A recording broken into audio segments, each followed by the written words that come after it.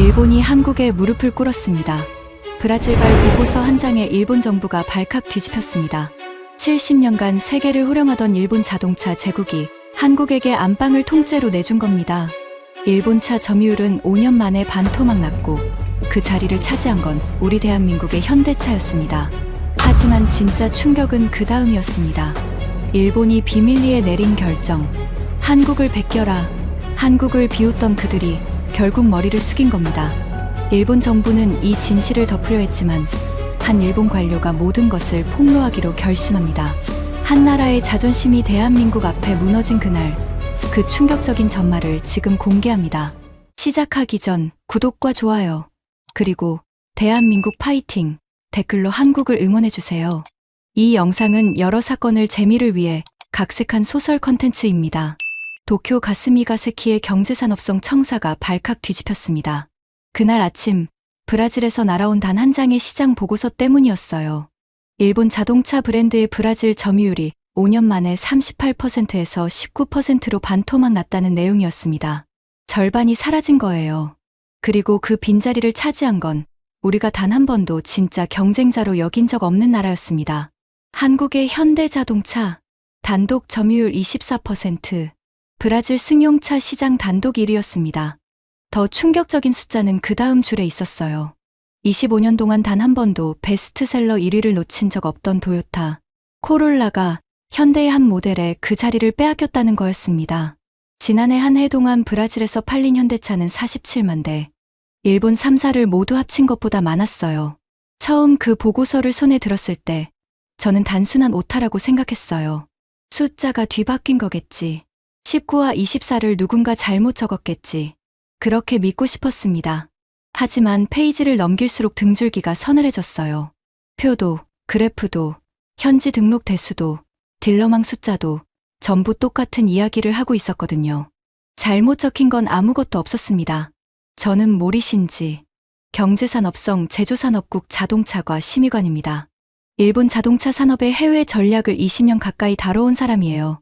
미국 시장의 부침도, 유럽의 환경 규제 전쟁도, 중국의 무서운 추격도 전부 이 자리에서 지켜봤습니다. 그런데 브라질에서 벌어진 이 일만큼은 제가 알던 모든 상식을 부수고 있었어요. 여러분, 본격적인 이야기를 시작하기 전에 딱 1초만 시간을 내주세요. 영상 아래 좋아요와 구독은 이런 이야기를 끝까지 전하는데 정말 큰 힘이 됩니다. 그럼 바로 시작하겠습니다. 그날 오전 10시 청사 9층 대회의실에 긴급회의가 소집됐어요. 자동차 업계의 거물들이 한자리에 모였습니다. 도요타, 닛산, 혼다의 임원들, 그리고 주요 부품업체 대표들까지. 회의실 공기는 차갑게 가라앉아 있었어요. 누구도 먼저 입을 열지 않았습니다. 긴 탁자 위에는 그 브라질 보고서가 한 부씩 놓여 있었고 형광등 불빛 아래에서 종이마다 똑같은 숫자가 사람들을 노려보고 있었어요. 에어컨 바람만 윙윙 도는데도 제 손바닥에는 땀이 배어 나왔습니다. 그 침묵을 깬 건 한 사람이었습니다. 일본 자동차공업회 회장 쿠로다 타케시였어요. 60대 후반의 그는 일본 자동차 산업에 살아있는 권력이라 불리는 인물이었습니다. 도요타 본사에서 잔뼈가 굵었고 정계와 재계 양쪽에 발이 넓었죠. 그가 한마디 하면 부처 하나가 움직인다는 말이 결코 농담이 아니었습니다. 쿠로다 회장은 보고서를 손가락 끝으로 툭툭 치더니 콧방귀를 뀌며 말했어요. 이게 뭐 그리 대단한 일이라고 다들 모였습니까? 그의 목소리에는 한 줌의 위기감도 없었습니다. 오히려 귀찮다는 기색이 역력했어요. 브라질 같은 신흥시장은 원래 변덕이 심합니다. 환율 한 번 출렁이면 싼 차로 우르르 몰리는 곳이에요. 한국 차가 잠깐 가격으로 재미 좀 봤겠죠. 그게 다입니다. 반년만 지나면 제자리로 돌아옵니다. 누군가 조심스럽게 반박하려 했어요. 닛산의 한 임원이었습니다. 하지만 회장님, 코롤라가 1위를 내준 건 25년 만에 처음입니다. 이건 단순히 가격만으로는. 쿠로다 회장이 손을 들어 그의 말을 잘랐습니다. 그의 얼굴에 비웃음이 번졌어요. 현대, 30년 전에 미국에서 고장난 차로 웃음거리가 됐던 그 회사 말입니까? 시동도 제대로 안 걸려서 심야 토크쇼 농담 소재가 됐던 그 한국차요. 그런 회사가 도요타를 이겼다고요? 여러분 지금 그 말을 진심으로 믿는 겁니까? 그는 회의실을 한 바퀴 둘러보며 목소리를 높였습니다. 여러분, 정신 차리세요. 우리는 일본입니다. 자동차를 발명한 건 독일이지만 자동차를 완성한 건 우리예요. 한국은 우리가 흘린 기술을 주워다 베낀 나라일 뿐입니다. 잠깐 운이 좋아서 앞선 것처럼 보일 뿐이에요. 회의실 한쪽에서 몇몇 사람이 고개를 끄덕였어요. 안도하는 표정이었습니다. 그렇게 믿고 싶었던 거예요. 한 부품업체 대표는 작은 목소리로 맞아요. 우리가 너무 예민했어라고 중얼거리기까지 했습니다. 하지만 저는 그럴 수 없었습니다. 제 손에 들린 보고서의 마지막 장에는 쿠로다 회장의 그 말로는 도저히 설명되지 않는 숫자가 적혀 있었거든요. 브라질에서 일본차의 추락은 환율이 안정된 해에도 멈추지 않았습니다.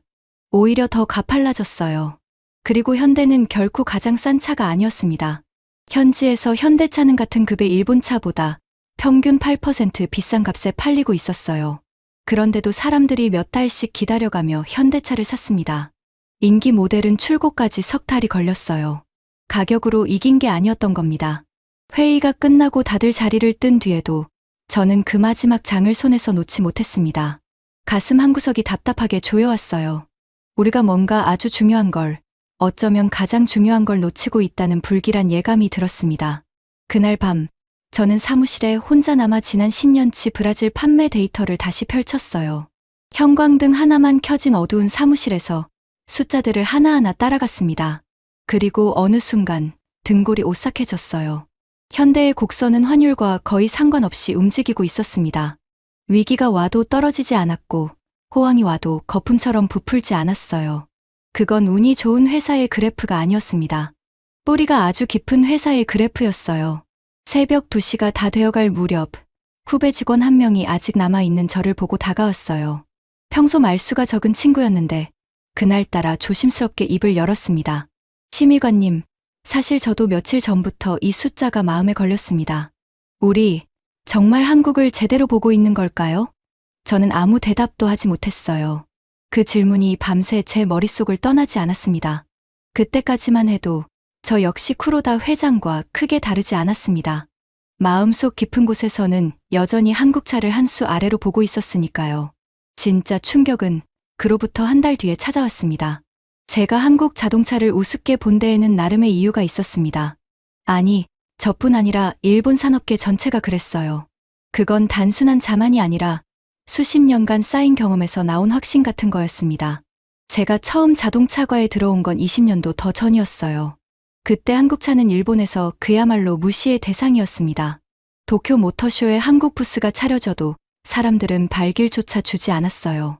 선배 관료 한 명은 한국 부스 앞을 지나가며 제게 이렇게 말했습니다. 모리군, 저런 건 볼 필요 없어. 10년 뒤에도 똑같을 테니까. 한국은 영원히 우리 뒷공문이나 쫓는 나라야. 저는 그 말을 그대로 믿었습니다. 그리고 한동안은 그 말이 정말로 맞는 것처럼 보였어요. 당시 일본차는 세계 어디를 가든 신뢰의 상징이었습니다. 고장나지 않는 차, 평생 가는 차. 미국의 고속도로에도, 동남아의 지늘길에도, 중동의 사막에도 도요타와 혼다가 굴러다녔어요. 코롤라는 인류 역사상 가장 많이 팔린 자동차였습니다. 누적 5천만 대가 넘었죠. 그건 단순한 자동차가 아니라 하나의 신화였어요. 특히 브라질은 우리에게 안방 같은 시장이었습니다. 도요타가 브라질에 첫 공장을 세운 건 무려 70년 전이에요. 우리는 그곳에서 2세대, 3세대를 거쳐 신뢰를 쌓았습니다. 브라질 사람들에게 튼튼한 차는 곧 일본 차였어요. 할아버지가 타던 코롤라를 손자가 물려받는 나라였습니다. 그런 시장을 대체 누가 흔들 수 있겠어요. 저는 진심으로 그렇게 믿었습니다. 그래서 현대가 브라질에 대규모 공장을 짓는다는 소식을 처음 들었을 때 저는 코웃음을 쳤어요. 또 한국이 무리수를 두는군. 돈 자랑 한번 하다가 제풀에 지치겠지. 당시 제 보고서에 저는 이렇게 적었습니다. 현대의 브라질 진출은 출혈 경쟁으로 끝날 가능성이 높음. 단기 점유율 확보 후 철수 수순 예상. 저뿐만이 아니었어요. 도쿄의 거의 모든 전문가가 같은 전망을 내놓았습니다. 한국차는 가격을 후려쳐서 잠깐 점유율을 사들이지만 결국 품질과 브랜드의 벽에 부딪혀 무너질 거라고요. 그게 우리 모두의 상식이었습니다. 쿠로다 회장은 그 확신의 정점에 서 있는 사람이었습니다. 긴급회의가 끝난 뒤 그는 저를 따로 자기 사무실로 불렀어요. 일본 자동차공업회 회장실은 긴자가 한눈에 내려다 보이는 높은 층에 있었습니다. 가죽 소파와 짙은 원목 책상, 벽에는 그가 역대 총리들과 어깨를 나란히 하고 찍은 사진이 빼곡했어요. 그는 비싼 위스키를 한 잔 따라주며 부드럽게 말을 꺼냈습니다. 하지만 그 부드러움 속에는 칼날이 숨어 있었어요. 모리 심의관, 자네가 이번 브라질건 보고서를 맡는다고 들었네. 네, 회장님. 잘 됐군. 자네는 똑똑한 사람이니까 보고서 방향은 이미 정해진 거나 마찬가지야.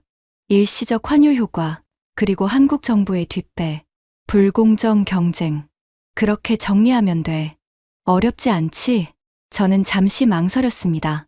하지만 회장님, 아직 현지 조사를 시작하지도 않았는데. 쿠로다 회장의 눈빛이 순식간에 차가워졌어요. 그는 잔을 탁 내려놓고 저를 똑바로 노려봤습니다. 방 안의 온도가 몇 도는 떨어진 것 같았어요. 모리 군, 자네 지금 무슨 소리를 하는 건가? 한국 차가 우리보다 좋은 차라고 정부 공식 보고서에 쓸 생각인가? 그게 무슨 의미인지 알아? 일본 자동차 산업 전체가 한국에 졌다고 영원히 남는 문서에 박제하는 거야. 자네가 그 책임을 질 수 있나? 그의 목소리에는 노골적인 협박이 섞여 있었습니다. 저는 등에 식은땀이 흘렀어요. 부품업체만 8,000개야. 거기 매달린 일자리가 수백만 명이고 그 사람들 인생을 자네 보고서 한 장으로 망칠 셈인가. 그러더니 그는 한층 더 차가운 목소리로 덧붙였습니다. 잘 듣게. 진실 같은 건 중요하지 않아. 중요한 건 우리가 흔들리지 않는 거야. 자네, 앞길이 창창하잖아. 국장 자리도 멀지 않았고 괜히 엉뚱한 짓 해서 그 앞길에 흙탕물 튀기지 말게. 알아들었나? 저는 그 사무실을 나오면서 가슴이 묵직했습니다. 엘리베이터 거울에 비친 제 얼굴은 창백했어요. 쿠로다 회장이 정말로 지키려는 게 무엇이었을까요? 일본 산업이었을까요? 아니면 자기 자리, 자기 권력, 자기가 평생 쌓아 올린 그 신화였을까요? 저는 확신할 수 없었습니다. 하지만 한 가지는 분명했어요. 그는 진실을 들여다보는 것 자체를 두려워하고 있었습니다. 마치 상자를 열면 무언가 끔찍한 게 튀어나올까봐 겁먹은 사람처럼요. 그날 밤, 집에 돌아온 저는 쉽게 잠들지 못했습니다. 천장을 바라보며 오래도록 생각했어요. 정말 만약에 우리가 틀린 거라면, 한국차가 가격이 아니라 다른 무언가로 이긴 거라면, 그렇다면 쿠로다 회장이 정해준 그 보고서는 일본을 지키는 게 아니라 일본의 눈을 멀게 하는 거였습니다. 진짜 위기는 한국이 아니라 위기를 보지 않으려는 우리 자신일지도 몰랐어요. 다음 날 아침, 저는 결심했습니다. 직접 브라질로 가기로요. 내 눈으로 보고 내 손으로 확인하기로 했어요. 쿠로다 회장이 원하는 답이 아니라 진짜 답을 찾기로 한 겁니다. 물론 그때의 저는 상상도 못했습니다. 그 결정이 제 인생을, 그리고 일본 자동차 산업에 대한 제 20년 믿음을 송두리째 뒤흔들게 될 줄은요. 브라질 상파울루에 도착한 건 늦은 오후였습니다. 비행기에서 내리자마자 후텁지근한 공기가 얼굴을 덮쳤어요. 도쿄의 건조한 가을과는 완전히 다른 끈적하고 뜨거운 남반구의 바람이었습니다. 공항 청사를 빠져나오는데 코끝으로 진한 커피 냄새와 매연, 그리고 어디선가 풍기는 달큼한 과일 향이 한꺼번에 밀려들었어요. 저는 곧장 시내로 향했습니다. 그런데 공항을 빠져나오는 고속도로에서부터 뭔가 이상한 광경이 눈에 들어왔어요. 도로를 가득 메운 차들 사이로 현대 엠블럼이 너무 자주 보였던 겁니다. 신호에 걸려 멈출 때마다 제 옆으로 현대차가 섰습니다. 택시도, 가족용 차도, 젊은 사람들의 첫 차도, 도쿄에서 상상하던 비율이 아니었어요. 저는 일부러 지나가는 차들을 세어봤습니다. 한 블록을 지나는 동안 일본 차가 3대 보일 때 현대차는 7대가 지나갔어요. 가슴이 서서히 답답해지기 시작했습니다. 보고서의 숫자는 책상 위에서는 그저 잉크였는데 이 거리 위에서는 살아 움직이는 현실이었어요. 다음 날 아침, 저는 현지 사정을 누구보다 잘 아는 사람을 한 명 만났습니다. 카를로스라는 이름의 브라질 자동차 전문 기자였어요. 30년 가까이 브라질 자동차 시장만 취재해온 베테랑이었습니다. 머리가 희끗희끗한 그는 진한 에스프레소를 2잔 시켜놓고 저를 흥미롭다는 눈빛으로 바라봤어요. 일본 정부에서 오셨다고요. 현대가 왜 도요타를 이겼는지 알고 싶다는 거죠? 네, 솔직한 이야기를 듣고 싶습니다. 카를로스는 커피를 한 모금 마시더니 피식 웃었어요. 그런데 그 웃음이 왠지 씁쓸했습니다. 모리 씨, 일본 사람들은 다 똑같은 걸 물어봐요. 그리고 다 똑같이 믿고 싶어 하죠. 현대가 가격으로 이겼을 거다. 정부 보조금 받았을 거다. 그렇죠? 저는 대답하지 못했어요. 정확히 제 마음을 들켰으니까요. 전부 틀렸습니다. 그가 단호하게 말했어요. 현대차는 여기서 일본차보다 비쌉니다. 보조금도 없어요. 그런데도 사람들이 줄을 서서 기다려 삽니다. 왜 그런지 아세요? 저는 고개를 저었습니다. 그건 입으로는 설명이 안 돼요. 직접 봐야 합니다. 차에 타시죠. 카를로스는 저를 자기 차에 태웠습니다. 그가 모는 차도 현대차였어요. 저는 조수석에 앉아 내부를 천천히 둘러봤습니다. 그리고 솔직히 깜짝 놀랐어요. 제가 알던 30년 전의 그 한국차가 아니었거든요. 마감은 빈틈없이 단정했고 계기판 화면은 제가 타던 일본 고급 세단보다 한 세대는 앞서 보였습니다. 손이 닿는 곳마다 재질이 묵직하고 고급스러웠어요. 카를로스가 시동을 거니 엔진 소리가 거짓말처럼 조용했습니다. 진동도 거의 느껴지지 않았어요. 이게 현대차라고요? 저도 모르게 그 말이 입 밖으로 새어나왔습니다. 카를로스가 룸미러로 저를 흘끗 보며 픽 웃었어요. 바로 그 표정이에요. 일본 사람들이 처음 현대차 타면 다들 그래요. 자기들이 무시하던 게 뭔지 그제야 깨닫죠. 우리가 향한 곳은 상파울루 외곽이었습니다. 1시간쯤 달리자 거대한 공장 단지가 지평선의 모습을 드러냈어요. 끝이 보이지 않을 만큼 넓은 부지에 새하얀 건물들이 줄지어 서 있었습니다. 정문에 다가가자 포르투갈어 간판 아래 익숙한 현대 로고가 보였어요. 그 규모에 저는 잠시 말을 잃었습니다. 도쿄에서 보고서로 읽은 출혈 경쟁용 임시 공장 따위가 아니었어요. 한 세대를 내다보고 지은 거대한 도시 같은 시설이었습니다. 현대의 브라질 공장입니다. 카를로스가 말했어요. 연산 25만 대 규모. 여기서 만드는 부품의 70%가 브라질산이에요. 도쿄에서는 이걸 출혈 경쟁이라고 부른다면서요? 저는 차창 밖을 멍하니 바라봤습니다. 공장 정문 앞에는 출근하는 현지 직원들이 끝없이 들어가고 있었어요. 푸른 작업복을 입은 사람들이 수천 명은 되어 보였습니다. 그런데 그들의 얼굴에는 활기가 넘쳤어요. 서로 인사를 나누고 웃고 어깨를 두드렸습니다. 제가 상상하던 곧 철수할 회사의 침울한 분위기가 전혀 아니었어요. 그때 카를로스가 조용히 한마디를 던졌습니다. 그 말이 제 가슴에 비수처럼 꽂혔어요. 모리 씨, 여기서 일하는 사람들에게 현대는 그냥 일자리가 아닙니다. 이 도시를 살린 은인이에요. 20년 전 이 동네는 아무것도 없는 황무지였거든요. 일자리도 병원도 학교도 없는. 저는 그 말을 곧바로 이해하지 못했습니다. 자동차 회사가 어떻게 도시를 살린다는 거지? 그냥 공장 하나 세운 것뿐 아닌가? 그런 의문이 머릿속을 맴돌았어요. 일본 기업도 해외에 공장을 많이 지었지만 우리는 그곳을 그저 값싼 생산 기지로만 여겼거든요. 하지만 공장 안으로 한 발 들어선 순간 저는 제가 얼마나 큰 착각을 하고 있었는지 깨닫기 시작했습니다. 공장 안은 제 예상과 또 달랐어요. 생산 라인은 흠잡을 데 없이 깔끔했고 로봇팔이 정교하게 움직이는 사이로 현지 기술자들이 능숙하게 작업하고 있었습니다. 벽에는 포르투갈어와 한국어가 나란히 적힌 안전 수칙이 붙어 있었고 한쪽 게시판에는 이달의 우수 사원 사진들이 자랑스럽게 걸려 있었어요. 전부 브라질 사람들이었습니다. 구내 식당을 지날 때는 점심을 먹던 직원들이 저를 향해 손을 흔들며 환하게 웃었어요. 저는 그 순간 묘한 감정에 휩싸였습니다. 이건 단순히 차를 찍어내는 공장이 아니었어요. 사람들이 자부심을 갖고 일하는 살아있는 공동체였습니다. 저를 안내한 사람은 현대 브라질 공장의 정비 책임자 하파엘이라는 이름의 브라질 사람이었어요.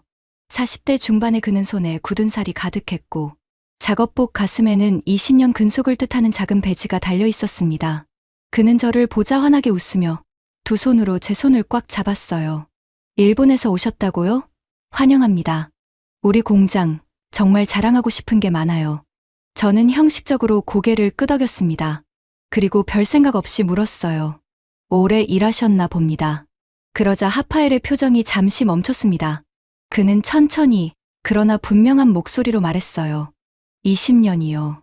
이 공장이 제 인생을 살렸습니다.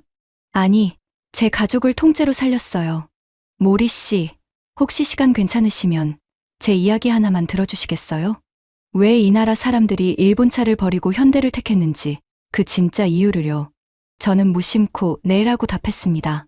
그게 어떤 이야기일지, 그 이야기가 제 안에서 무엇을 무너뜨리게 될지 그때의 저는 전혀 알지 못했어요. 하파엘이 천천히 입을 열기 시작했습니다. 그리고 그 첫 문장에서부터 제가 20년간 믿어온 모든 것에 금이 가기 시작했습니다. 하파엘은 저를 공장 한쪽의 작은 휴게실로 데려갔습니다. 벽에는 직원들이 가족과 찍은 사진이 빼곡히 붙어 있었어요. 그는 그중 한 장을 가리켰습니다. 어린 두 아이와 환하게 웃는 자신의 모습이었어요. 제가 20살이던 시절, 이 동네는 죽어가고 있었습니다. 그가 천천히 말을 꺼냈어요. 공장이라곤 없었고 일자리도 없었어요. 제 아버지는 일감을 찾아 새벽마다 트럭에 매달려 다른 도시로 나갔습니다. 어머니는 남의 집 빨래를 했고요. 저는 학교를 그만두고 거리에서 과일을 팔았습니다. 그의 목소리가 조금씩 잠겼습니다. 그러던 어느 날, 현대가 이 황무지에 공장을 짓는다는 소식이 들려왔어요. 사람들은 반신반의했습니다. 한국이라는 먼 나라가 왜 이런 곳에 오겠냐고, 와도 금방 떠날 거라고. 그런데 그게 제 인생을 바꿨습니다. 저는 별 생각 없이 물었어요. 운이 좋으셨군요. 일자리를 얻으셨으니. 하파엘이 고개를 저었습니다. 그의 눈에 물기가 어렸어요. 단순히 일자리가 아니었어요, 모리 씨. 현대는 저 같은 무학의 청년을 데려다가 처음부터 끝까지 기술을 가르쳤습니다. 글자도 제대로 못 읽던 저를요. 6개월 동안 한국 본사로 연수도 보내줬어요. 비행기는 그때 처음 타봤습니다. 회사가 항공료며 숙식이며 전부 됐어요. 저는 거기서 정비 기술을 배웠고 지금은 이 공장의 정비 책임자가 됐습니다. 저는 말문이 막혔습니다. 일본 기업이 해외 공장에서 이렇게까지 한다는 이야기를 저는 들어본 적이 없었거든요. 우리에게 현지 직원은 값싼 노동력이었지 키워야 할 사람이 아니었으니까요. 여기서 끝이 아닙니다. 하파엘이 계속했어요. 제 큰아이는 현대가 세운 학교에 다닙니다. 저소득층 아이들은 학비를 회사가 대줘요. 작은아이가 작년에 폐렴으로 크게 앓았을 때는 현대가 지역에 세운 병원에서 살렸습니다. 예전 같으면 큰 도시 병원까지 몇 시간을 가야 했고 그러다 손 쓸 시기를 놓치는 아이들이 많았어요. 지금은 이 동네에서 다 치료가 됩니다. 그는 잠시 말을 멈추고 창밖을 바라봤습니다. 공장 너머로 깔끔하게 정비된 마을이 보였어요. 학교, 병원, 상점, 그리고 새로 지어진 집들. 20년 전 황무지였다는 게 믿기지 않는 풍경이었습니다. 이 도시 사람 절반이 현대와 연결돼 있어요. 직접 일하는 사람만 수만 명, 협력업체까지 하면 12만 명이 현대로 먹고 삽니다. 그래서 우리에게 현대차를 사는 건 그냥 차를 사는 게 아니에요. 우리를 살려준 가족에게 보답하는 겁니다. 저는 가슴이 묵직해졌습니다. 도쿄에서 저는 이 모든 걸 출혈 경쟁이라는 네 글자로 정리하려 했어요. 쿠로다 회장은 보조금이라는 한마디로 덮으려 했고요. 하지만 제 눈앞에 이 사람은 회사 하나가 한 도시의 운명을 통째로 바꿔놓은 이야기를 하고 있었습니다. 이건 숫자로 살 수 있는 게 아니었어요. 그날 밤 호텔로 돌아온 저는 한참을 잠들지 못했습니다. 하파엘에 젖은 눈이 자꾸 떠올랐어요. 그리고 제 머릿속에서 처음으로 단단했던 무언가가 쩍 하고 금이 가는 소리가 들렸습니다. 다음 날 저는 공장을 제대로 보기로 했습니다. 기자도 안내인도 없이 자동차 전문가의 눈으로요. 20년간 세계의 모든 명차 공장을 드나든 제 눈이라면 한국차의 진짜 실력을 한눈에 간파할 수 있을 거라 자신했어요. 그리고 그 자신감은 라인에 들어선 지 10분 만에 산산이 부서졌습니다. 먼저 저를 놀라게 한 건 품질 검사 공정이었어요. 차 한 대가 라인을 빠져나오기 전에 거치는 검사 항목이 제가 알던 일본 공장보다 더 촘촘했습니다. 도장면을 들여다보는 검사원의 눈빛은 매서웠고 차체 틈새를 재는 장비는 제가 처음 보는 정밀한 것이었어요. 한 검사원에게 물었더니 현지 자료 기준으로 현대의 초기 품질 결함 지수가 같은 그 일본 차보다 오히려 낫다고 했습니다. 저는 그 말을 믿을 수가 없어 직접 데이터를 확인했어요. 사실이었습니다. 다음은 전기차 라인이었어요. 현대는 이 브라질 공장에서 전기차 아이오닉까지 생산하고 있었습니다. 더 놀라운 건 현대가 브라질 전역에 직접 급속 충전소를 깔고 있다는 거였어요. 차만 파는 게 아니라 차를 굴릴 환경까지 통째로 만들고 있었던 겁니다. 인기 모델 아이오닉은 출고까지 넉 달을 기다려야 했어요. 그런데도 대기 명단이 줄지 않았습니다. 저는 한 현지 엔지니어를 붙잡고 물었습니다. 브라질은 도로도 험하고 더위도 심한데 어떻게 이런 차를 맞춰내는 겁니까? 그가 자랑스럽게 웃으며 대답했어요. 현대는 브라질의 연구개발센터를 따로 뒀습니다. 브라질 도로, 브라질 날씨, 브라질 연료에 맞춰 차를 새로 설계해요. 우리나라는 사탕수수에서 뽑은 에탄올을 연료로 많이 쓰는데 현대는 그 혼합연료에 완벽하게 맞춘 엔진을 따로 개발했습니다. 일본 차는 한참 동안 그걸 안 해줬어요.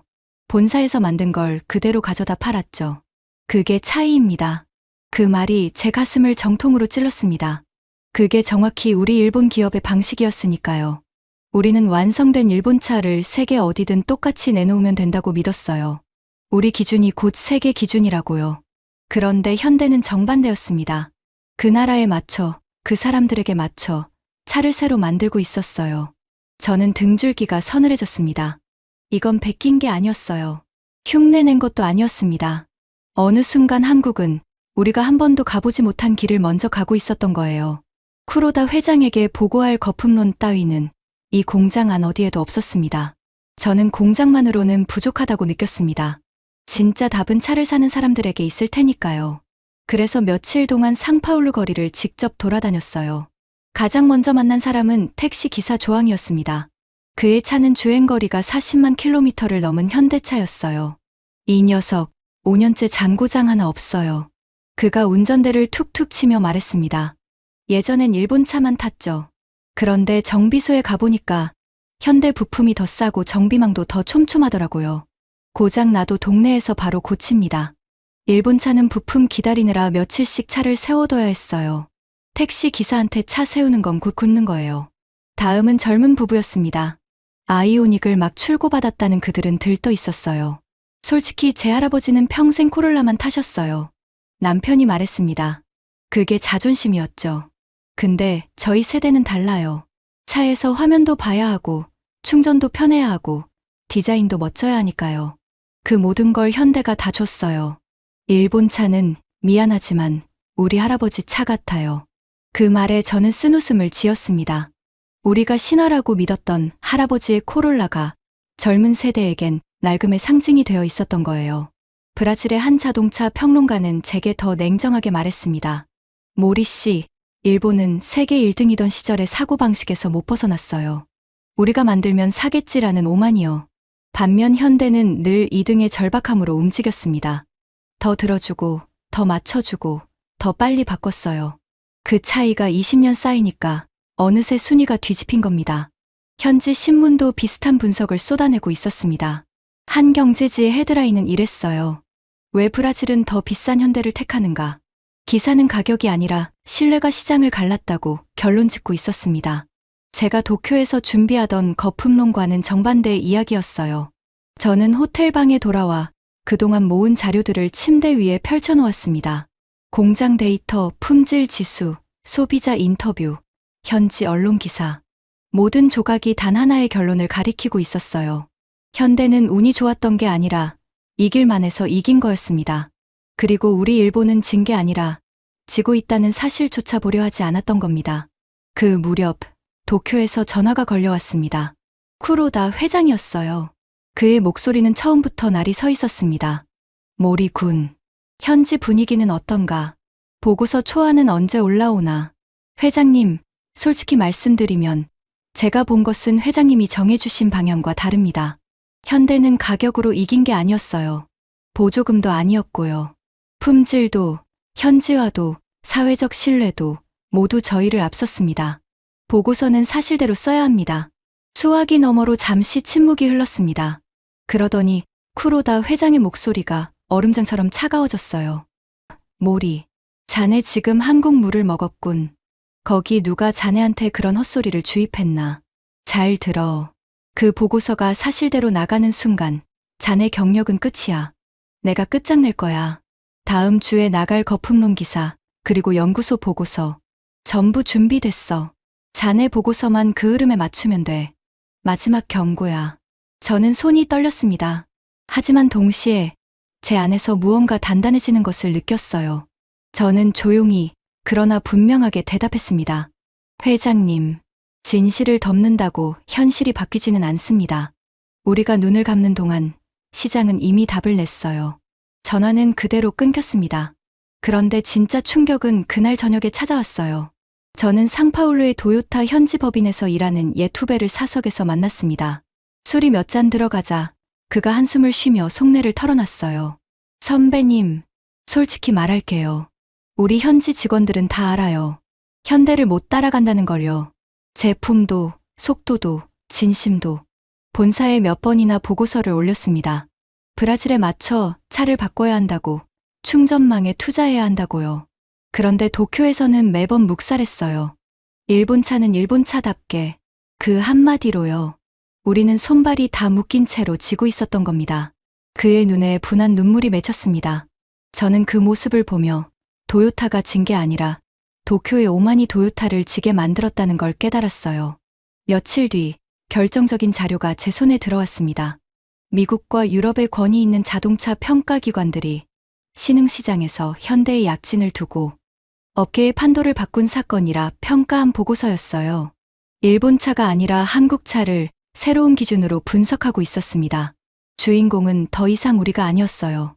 그리고 마침내 제가 가장 믿고 싶지 않았던 소식이 도착했습니다. 도쿄의 그 후배가 떨리는 목소리로 다시 전화를 걸어왔어요. 선배님, 이건 아직 외부에 안 알려진 건데 선배님은 아셔야 할 것 같아서요. 본사에서 비밀리에 지시가 내려왔습니다. 현대의 브라질 현지화 전략을 통째로 분석해서 그대로 따라하라는 겁니다. 신흥시장 대응을 현대 방식으로 전면 재편하라고요. 저는 수화기를 든 채 한참을 멍하니 서 있었습니다. 그게 정말인가? 네, 선배님. 그뿐만이 아닙니다. 현지 법인은 현대 출신 엔지니어들을 영입하려고 물밑에서 움직이고 있어요. 우리가 비웃던 그 한국차를 이제 우리가 배우겠다는 겁니다.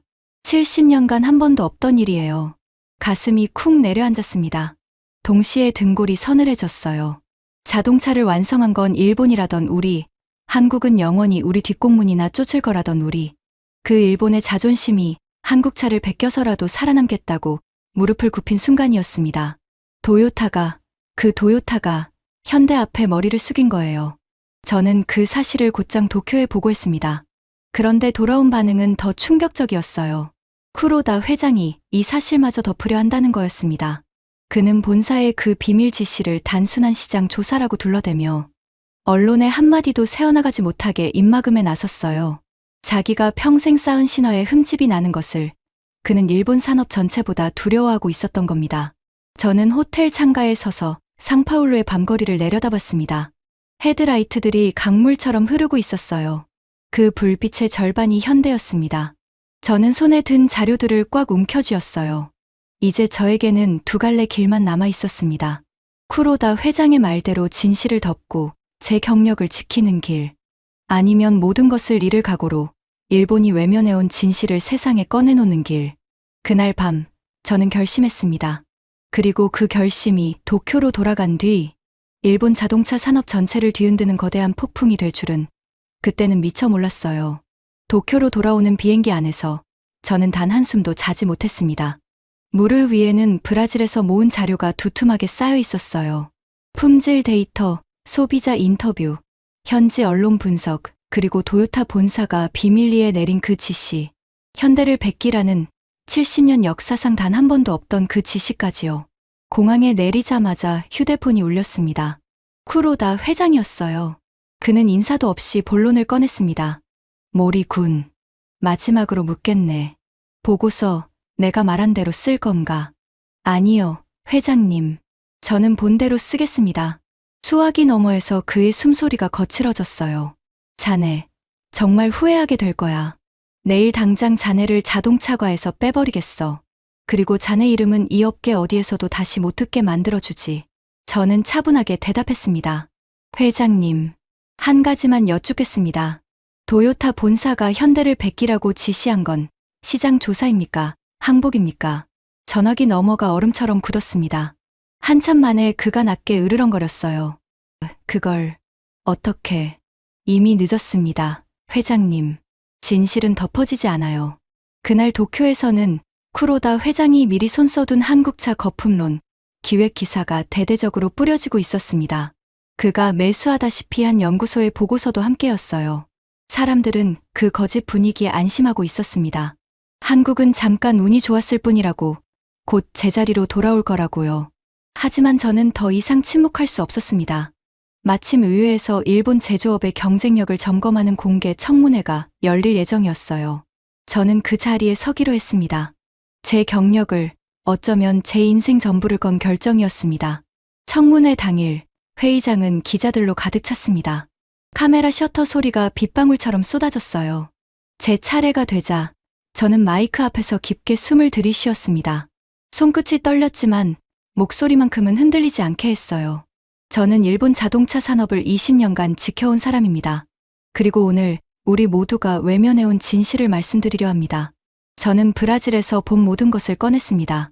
현대의 품질이 우리를 앞섰다는 것, 현지화에서 우리가 완패했다는 것, 그리고 마지막으로 가장 무거운 카드를 올렸어요. 도요타 본사는 최근 비밀 지시를 내렸습니다. 현대의 전략을 그대로 분석해 따라하라는 지시입니다. 우리 손으로 키운 자존심이 한국차를 배우겠다고 머리를 숙인 겁니다. 이것은 시장 조사가 아닙니다. 항복입니다. 회의장이 폭발하듯 술렁였습니다. 기자들이 일제히 일어섰어요. 그 순간 방청석 뒤편에서 한 사람이 벌떡 일어났습니다. 쿠로다 회장이었어요. 그의 얼굴은 분노로 시뻘겋게 달아올라 있었습니다. 거짓말이다. 저자는 한국에 매수됐다. 그가 소리쳤지만 저는 침착하게 준비해온 문서를 들어보였습니다. 여기 본사 지시 문서가 있습니다. 그리고 회장님, 당신이 어떤 신문사에 어떻게 거품론 기사를 청탁했는지, 어떤 연구소에 얼마를 댔는지도 전부 기록돼 있습니다. 쿠로다 회장의 얼굴이 새파랗게 질렸습니다. 그는 입을 뻐끔거렸지만 아무 말도 하지 못했어요. 평생 진실을 돈과 인맥으로 찍어 누르던 그 손이 처음으로 허공에서 떨고 있었습니다. 카메라들이 그 모습을 그대로 담았어요. 그의 신화는 바로 그 자리에서 무너져 내렸습니다. 다음 날 아침, 전 세계가 발칵 뒤집혔습니다. CNN은 일본 자동차의 자존심, 한국 앞에 무릎 꿇다라는 제목으로 톱뉴스를 내보냈어요. BBC는 도요타가 현대를 베끼기로 했다는 비밀 지시를 비중 있게 다뤘습니다. 정작 일본의 NHK조차 더 이상 진실을 외면할 수 없었어요. 우리는 무엇을 놓쳤는가라는 특집이 황금 시간대에 방송됐습니다. 쿠로다 회장은 모든 직책에서 물러났습니다. 그가 뿌린 거품론 기사를 실었던 신문사들은 줄줄이 정정 보도를 냈어요. 그가 평생 쌓아 올린 권력은 그가 그토록 두려워하던 진실 앞에서 모래성처럼 사라졌습니다. 자기 자리를 지키려다 산업 전체의 눈을 가린 사람의 끝이었어요. 그리고 저는 제가 20년간 믿어온 모든 것이 틀렸음을 인정했습니다. 솔직히 처음에는 부끄러웠어요. 한국을 비웃던 제 오만한 모습들이, 절반만 보고 등을 돌렸던 그 한국 공장이 자꾸만 떠올랐으니까요. 하지만 그 인정이 이상하게도 저를 자유롭게 했습니다. 진실을 받아들이는 건 패배가 아니라 다시 배울 수 있는 용기라는 걸 그제야 알았거든요. 며칠 뒤 브라질의 하파엘에게서 메시지가 도착했습니다. 그가 보낸 사진에는 공장 직원들이 청문회 뉴스를 보며 환하게 웃는 모습이 담겨 있었어요. 짧은 한 줄이 적혀 있었습니다. 모리 씨, 진실을 말해줘서 고맙습니다. 우리가 왜 현대를 사랑하는지 이제 세상이 알게 됐네요. 저는 그 사진을 한참 동안 바라봤습니다. 가슴 한편이 뜨거워졌어요. 황무지에서 과일을 팔던 청년이 한 회사 덕분에 정비 책임자가 되고 아이를 학교에 보내고 도시를 살린 이야기. 그것이야말로 진짜 경쟁력이었습니다. 차를 잘 만드는 것을 넘어 사람의 마음을 얻는 것. 우리 일본은 그 마음을 너무 오랫동안 당연하게 여겼던 거예요. 저는 깨달았습니다. 일본은 한국에게 진 게 아니었어요. 우리는 우리 자신의 오만에게 졌습니다. 우리가 최고라는 그 한마디에 갇혀 들으려 하지 않았고, 바꾸려 하지 않았고, 무엇보다 인정하려 하지 않았어요. 반면 한국은 늘 부족하다는 마음으로 더 듣고, 더 맞추고, 더 빨리 바꿨습니다. 그 작은 태도의 차이가 20년이 쌓이자 세계의 순위를 통째로 뒤집어 놓은 거예요. 브라질의 거리에는 오늘도 현대차의 헤드라이트가 강물처럼 흐릅니다. 한때 우리가 코웃음 쳤던 그 한국차가 이제는 한나라의 신뢰가 됐어요. 그리고 도요타는 그 한국차를 배우겠다며 처음으로 고개를 숙였습니다. 저는 더 이상 한국을 한 수 아래로 보지 않습니다. 오히려 그들에게서 배웁니다. 진정한 강자는 자신이 최고라고 외치는 사람이 아니라 끊임없이 더 나아지려는 사람이라는 것을요. 여러분, 우리는 무엇을 놓치고 있을까요? 어쩌면 우리도 어딘가에서 우리가 최고라는 오만에 갇혀 있는 건 아닐까요? 진실을 마주할 용기, 그리고 배우려는 겸손. 그것이 어제의 1등을 내일의 1등으로 만드는 유일한 길일지도 모릅니다.